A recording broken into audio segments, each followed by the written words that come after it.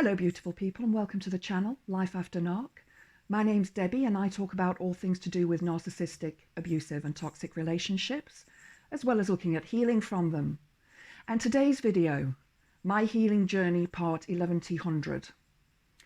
Yes, I don't know where I am with the parts on this. I would have to check on my video feed and through my scripts. But I'm going to take a look at my own healing journey and what I've gone through over the past year and a half while I've been going through this. If you enjoy the video, please click the like button. Please subscribe to the channel and please share the video with your friends and family, anyone who you think may benefit. I really need to get the subscriptions up so that I can start earning from this channel. Thank you very much. So my healing journey. Most of you know that my ex left me high and dry with nothing. Yes, I had a house, I had a roof over my head and I had furniture and I had 6 cats. But he walked out when I wasn't even at home, right after my father's funeral. And they will tend to do that. They will tend to leave at a very inconvenient, difficult time for you, whether it's a funeral, whether it is a sickness that you have, that you've been diagnosed with. Let's say you've been diagnosed with cancer. The narcissist does not want to deal with that. They're too shallow to deal with that. They need supply. They don't have supply to give to you. They need supply from you. So if you can't give them supply, they're going to go. They will do and say nasty, horrible things when they leave. It will be absolutely disgusting. And I'm going to put a link to a video I did called The Grand Finale, which I will link below. It's my most watched video on YouTube, over 2,000 views. And I do think it will help you get through what you're going through. I speak very, very plainly in that video. So you're left with bills to sort out, furniture to sort out, perhaps children, cats, money, whatever you have to sort out, you're left with it and you have to do it all on your own while you're possibly going through a really difficult time, a really difficult situation. But I know that you've got this and I know you can do it. Why do I know that? Because I did it. I got through it. I managed. And so will you. If anybody can get through it, you can. If I can do it, you can. I promise you. I have bipolar disorder. I now have CPTSD, which is complex post-traumatic stress disorder from everything that happened. But you can do it. I promise. You're going to go through the whole grief process, because this is a grief process that you're going through now. They left you. You've lost them. They've gone. There's part of you that wants them back. And there's part of you that's going to go through that bargaining phase of, please come back to me. I miss you. I want to be with you. We can make it work this time, and so on. Some of you may do that, and I understand it, but try not to, because the narcissist, that feeds them. That gives them more supply. They're like, ha, ha, ha. Look what I did. I made this person want me even more. Remember that. When you think like that, try and block them on all social media, telephone, email, however you can. If you need to, go to the police, get a restraining order, a non-molestation order if they have been physically abusive to you. Record anything that happens, any visitations that they have with you, anything that they say, try and record it on your phone if you can, either visually or vocally. But try and keep records of everything that goes on.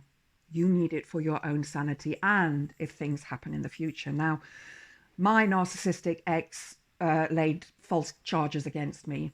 And so I had to appear in front of the police and all sorts of things. And I then laid charges against him, which were not false, but he denied them and he lied. And I know he did, and he knows he did. But that's okay, because I wasn't the one who lied. I kept my head held high. I didn't contact him. I left it, though there was a strong part of me that wanted to go back to what we had, because I believed that we could still fix this relationship. But you can't. Once you've gone down this road and there's physical violence, there's temper tantrums, there's emotion, there's hurting of children or pets, once the narcissist has made this decision, all they're going to do is hurt you because it gives them supply. That's what they live on. They live on your supply. Whether that is good supply or bad supply, they don't care. It's supply. It's all good to them. I started journaling. I wrote a list of all the horrible things that he did to me, and I kept that list, and I still have that list. And sometimes if I remember something, I add to it. But I must admit, it's very rare that I go and look at that list now.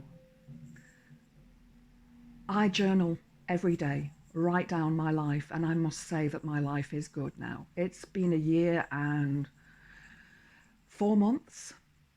So since he walked out, and I'm actually starting to feel like myself again. Not the myself that I was in the relationship, not the myself that I was before the relationship, but the new me.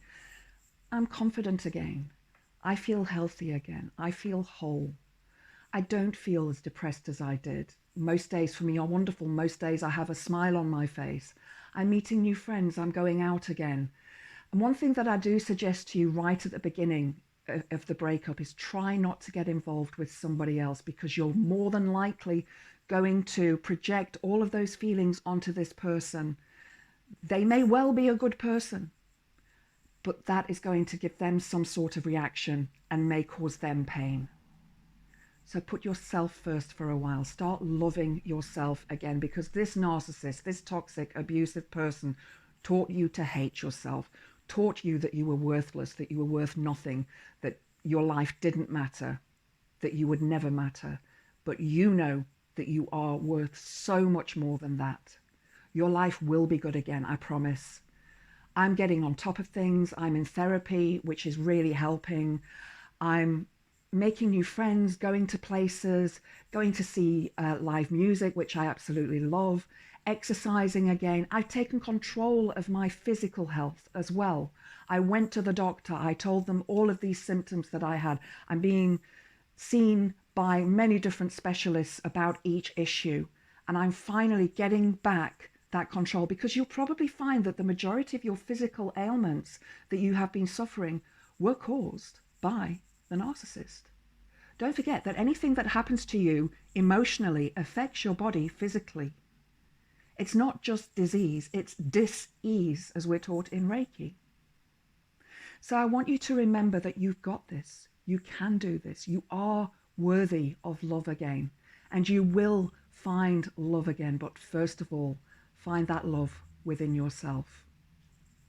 Blessed be.